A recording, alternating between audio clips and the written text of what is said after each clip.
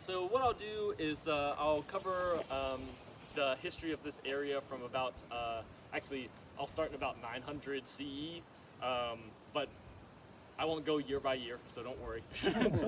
And I'll take us up to the first archaeological dig that occurred here in the 1920s. Um, if you have any questions while I'm talking, just raise a hand. I'll try to answer it then. Um, so, already forgot what I was talking about. 900. So I'll talk for about half an hour, and then there's actually a walking path that goes along here that has some signage. This was later used as there was a plantation home across the parking lot that you drove through, and this was actually part of that plantation. So as we're going through there, there's some signage. There's actually a grave site, so you'll be able to see that also. So if everyone else is ready, I'll go ahead and start. Mm-hmm. All right, fantastic. So like I said, we'll start in from about 900 to the 1500s. In this area, along the coast of South Carolina and Georgia, were the Mississippian era Indians. There's a variety of tribes that are within that group, but it's kind of a catch-all term for the period in this region. And the way that they had their communities was they would have basically a central town in the mainland. In this area that would have been closer to where Yamasee is now, they would have had a larger community. And then they'd use the sea islands throughout the year as satellite villages.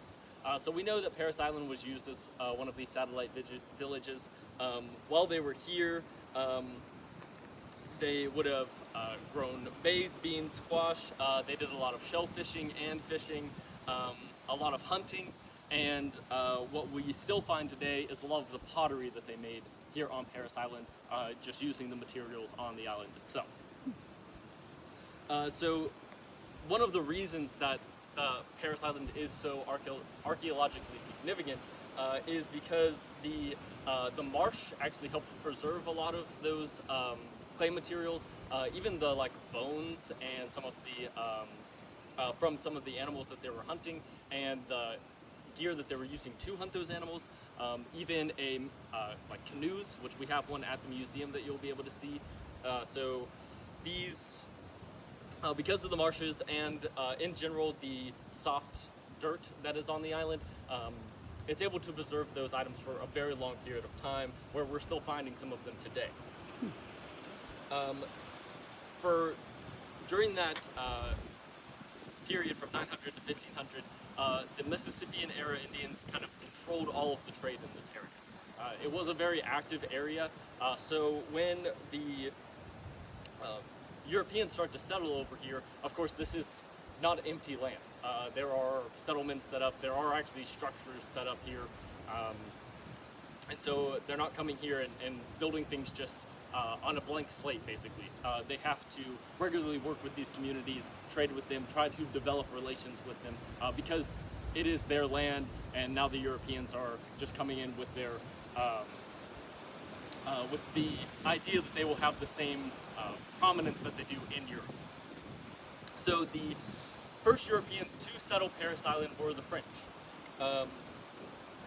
The French during the 16th century were having a number of religious wars between Catholics and Protestants in that period, and so there was a number of reasons that they want to settle in the New World. One of the major ones is that they believe if they do settle, then a lot of the Protestants in France can move to those areas, and so that the Catholic French just don't have to deal with them. The crown at the time, the French royalty, were Catholic, and so they thought it'd be easier just to kind of remove them from France and let them still, of course, pay taxes to the crown, but they don't have to deal with them being of a separate religion. Additionally, they want to challenge some of the other European countries that are settling in the New World. Spain already has a massive swath of land in America that extends from about Alabama down to the Key West and up to the northern border of Georgia, which is known as La Florida. The English are attempting to settle a number of times in the New England area, and they fail a number of times. It's not until the 17th century that they can actually permanently settle the area, which is, for most of us, when we're learning American history, is normally where we start, is with those English settlers in the New England area. And additionally, they want to open new trade routes and establish a more dominant naval power. At this time, Britain is just starting to become the global naval power, and the French, since they're right there, want to compete with them. So they send Captain Jean Ribault to the New World to just find anywhere that he can settle.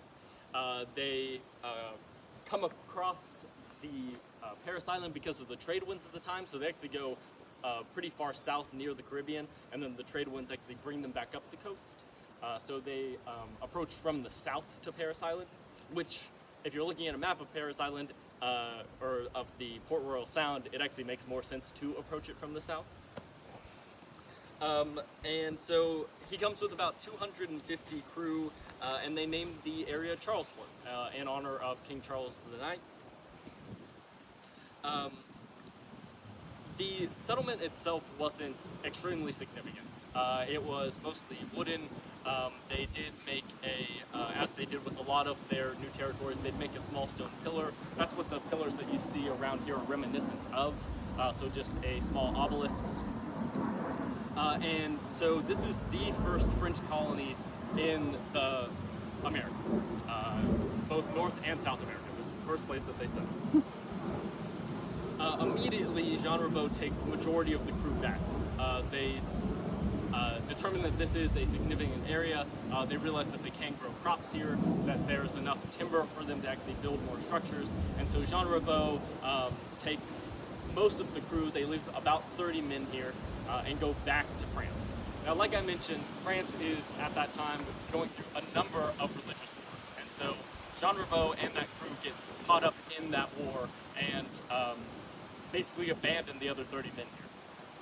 They land here in late fall, and those 30 men are here for about 6 months through the winter. They have a lot of trouble growing crops during that time. They mostly spent their time fishing and hunting, but during the winter, a lot of those animals are no longer available on Parris Island.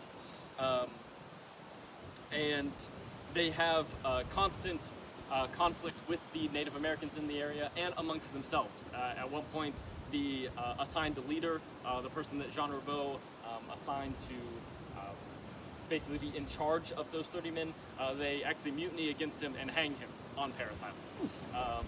And so with a number of issues that they're having, they decide that what we're going to do is just sail back to France. But they don't have a boat. They don't have a ship of any kind to get back to France. So using the resources that they have here on Parris Island, the timber, the Spanish moss is what they use to, between the timbers, actually seal the ship, and just their own clothes to make sails. And of course, working with the Native American communities to produce cordage and some hide to also make sails. They make what we call a sloop, but we don't actually know what this vessel looked like. It could have looked more like a raft. And as far as we know, this is the first time that Europeans in the New World create a vessel to go back to Europe. In any other case, they're bringing their ships here and they're leaving on their ships. This is the first time that they actually have to build something here to go back. Those 30 men do head back. About 15 of them make the journey, and they were able to make the journey because one of the crew members had died, and so they resorted to cannibalism to make it the rest of the way. They do make it. They get picked up off the coast of Spain by a British vessel and are actually imprisoned for a period of time because there's a, without getting too much into European politics at the time, it still kind of exists today that the French and the French and the English just innately hate each other. So they immediately get imprisoned, and there are some reports that they may have actually come across Jean Ribault during that time. There are some reports that they were in prison together.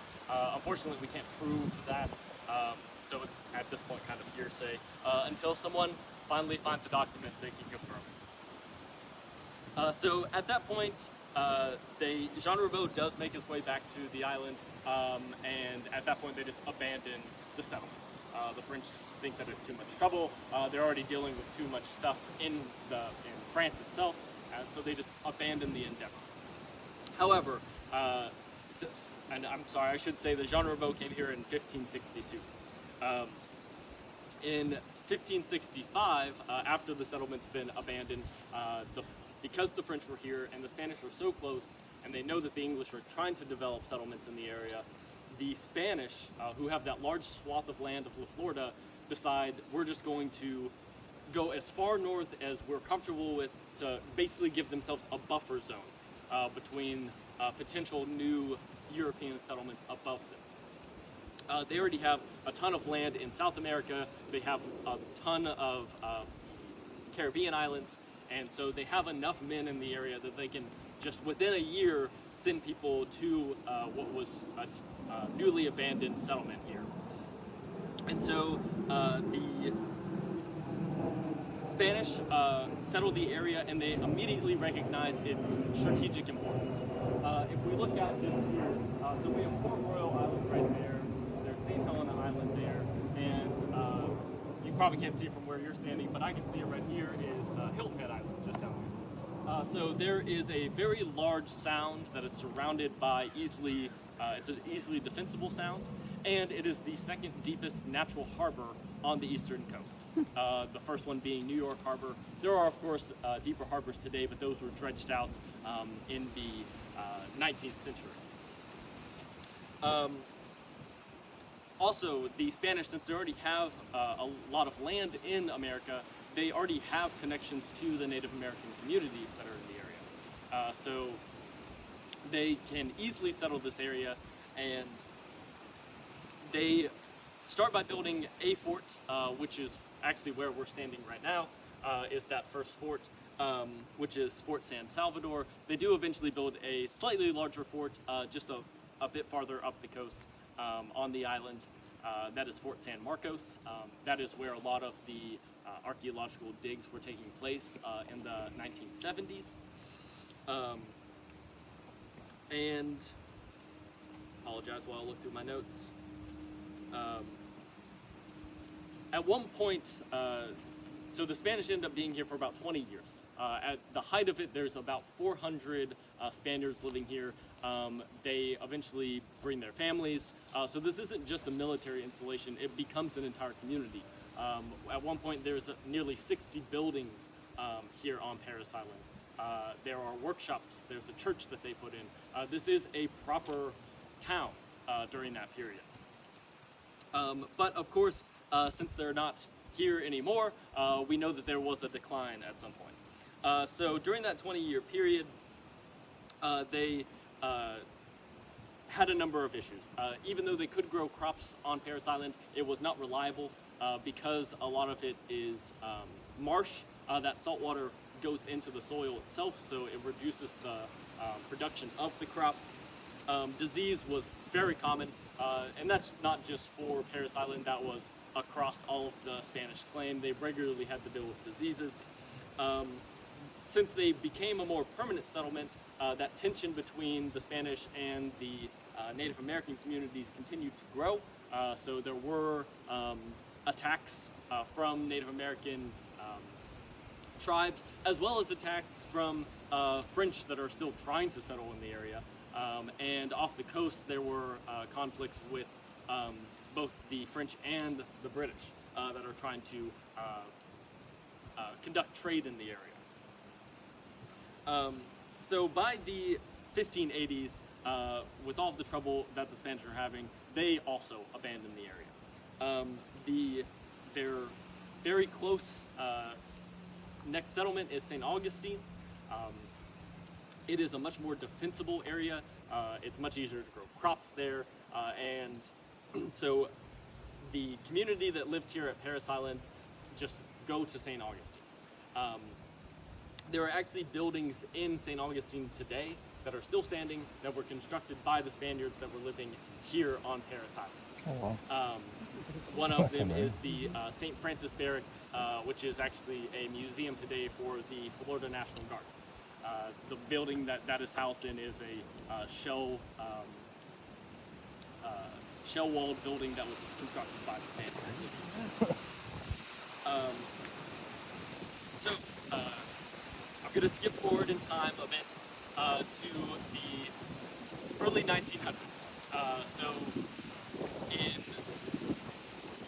1910, the Navy owns Parris Island, but they need a place to train their Marine Corps officers.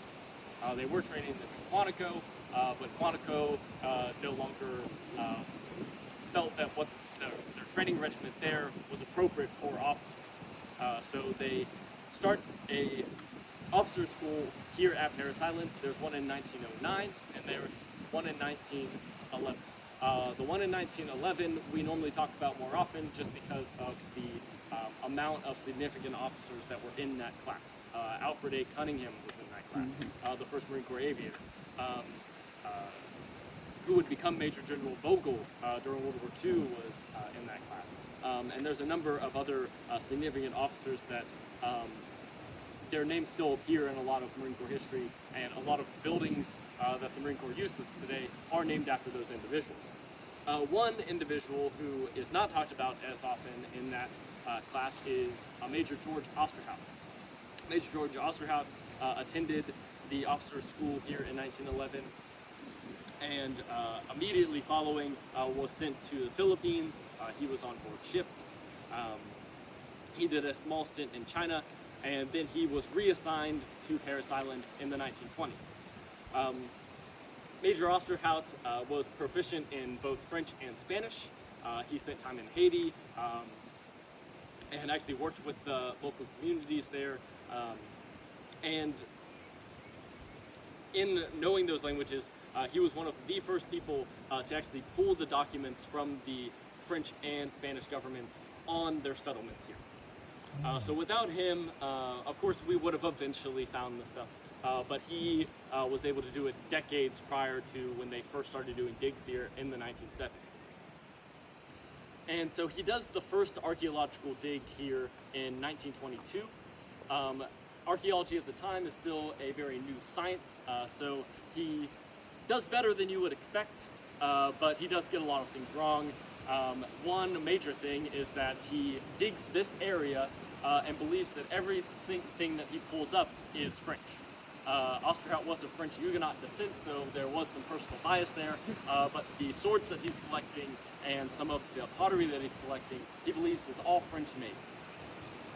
Even at the time, there are Spanish historians who are telling him what you're finding is actually Spanish artifacts, they're not French artifacts, but until his dying day, he 100% believed that everything that he found here was French. So in 1923, he raises funds and actually invites an entire French delegation, including the French president at the time and the French ambassador to the United States. He invites them to Parris Island for the erection of this monument. So this monument has been here since 1923. It is in very good condition. And there's actually a photograph of that entire delegation here in front of the pillar. So, like I said, a lot of what he's finding is actually Spanish items. So in the 1970s, when they conduct a more proper archaeological dig of the area, they realized that there is far more items here than they originally thought. So this, where this pillar is honoring the French that came, like I said, is actually on the Spanish fort, is where we're standing. The French fort would have been a bit farther inland, honestly kind of where the driving range is that we'll walk by on the golf course. And so in that 1970s dig, they learned a lot about the Spanish that are living in this area. Like I mentioned, they had an entire town here. So much so that they were producing their own goods and also importing goods. So when we get back to the museum, I can actually point out where there is Chinese ceramic goods that were coming from China across the Pacific, basically because of course the Panama Canal isn't a thing yet, so they're traveling overland across Central America and then getting here. So there is global trade happening here on Parris Island about 250 years before America is even a country. Wow. So this is a very significant site in terms of American history, and it's just one that is often not talked about. Because St. Augustine is now a more major city, it's normally mentioned before Parris Island, and like I said, as I'm sure most of us remember, when we're taking our early history classes, we normally start with pilgrims. We hardly ever talk about the French and the Spanish that are settling in the area. And so today, archaeological digs are still occurring. As a result of the digs that they did in the 1970s is when they erected the brick structure that you saw when you were pulling in here. That was erected in the 1980s to honor the Spanish heritage here. And I believe it was in 1992 that this became a national landmark. So it is now officially the Santa Elena Charles Fort National Landmark. It is on the Register of Historic Places and is registered as a national park site. And I think that's all I have. Are there any questions?